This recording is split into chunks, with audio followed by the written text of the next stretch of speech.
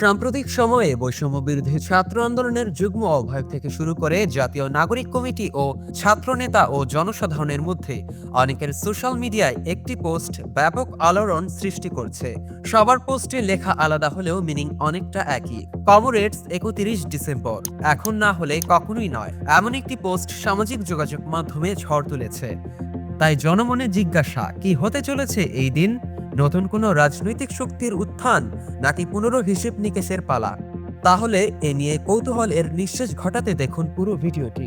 শনিবার 28 ডিসেম্বর সামাজিক যোগাযোগ মাধ্যমে প্রায় একই ধরনের পোস্ট দিয়েছেন যুব ও ক্রীড়া উপদেষ্টা আসিফ মাহমুদ, বৈষম্য বিরোধী ছাত্র আন্দোলনের আহ্বায়ক হাসনাত আবদুল্লাহ, জাতীয় নাগরিক কমিটির আহ্বায়ক নাসিরউদ্দিন পাটোয়ারি, সদস্য সচিব আখতার হোসেন, মুখ্য সংগঠক সার্জিস আলম, সমন্বয়ক রিফাত রশিদ, তারিকুল ইসলাম সহ আরো অনেকেই।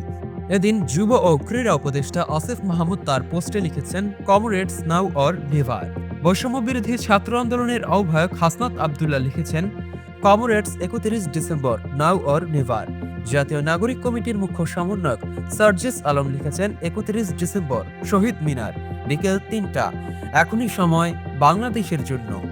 আর জাতীয় নাগরিক কমিটির আহ্বায়ক নাসিরউদ্দিন পাটোয়ারি তার ফেসবুক পোস্টে লিখেছেন, always on, Shaheed Minar, 31 December, সময় বিকেল ৩টা। সমন্বয়ক রিফাত রশিদ লিখেছেন, always on, 31 December, 2024, now or never.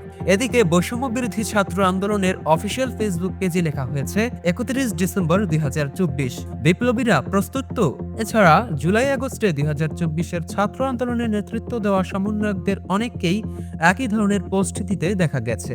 আসলে 31 ডিসেম্বর কি ঘটতে যাচ্ছে দেশে? কিসের ইঙ্গিত দিলেন সরকারের উপদেষ্টা এবং ছাত্র নেতারা? পোস্টদাতারা স্পষ্ট করে এ বিষয়ে কিছুই জানাননি। পরে অবশ্য জরুরি সংবাদ সম্মেলনে এ বিষয়ে পরিষ্কার করেন সমন্বয়ক হাসনাত সার্জিসরা। তবে কেউ কেউ ধারণা করছেন, ওই দিন শহীদ মিনার থেকে আত্মপ্রকাশ করতে পারে ছাত্রদের নেতৃত্বে পৃথক দুটি রাজনৈতিক দল। জানা যায়, 31 ডিসেম্বর বিকেল ৩টায় কেন্দ্রীয় শহীদ মিনার প্রাঙ্গণ থেকে শেখ হাসিনা সরকারকে উৎখাত প্রক্রিয়ার নানা ঘটনা নিয়ে জুলাই বিপ্লবের ঘোষণা দেবে বৈষম্য বিরোধী ছাত্র আন্দোলন। শনিবার 28 ডিসেম্বর রাতে এই বিষয়টি নিশ্চিত করেছেন বৈষম্য বিরোধী ছাত্র আন্দোলনের মুখপাত্র উমামা ফাতেমা। উমামা ফাতেমা বলেন, শেখ হাসিনার স্বৈরাচারী আমল থেকে কেন জুলাই বিপ্লবের রূপ নিল, কিভাবে নিল, 9 দফা থেকে 1 দফায় আমাদের কেন আসতে হলো, ছাত্র জনতার আকাঙ্ক্ষা কি রূপ ছিল, এসব বিষয় নিয়ে জুলাই বিপ্লবের ঘোষণা দেবে বৈষম্য বিরোধী ছাত্র আন্দোলন।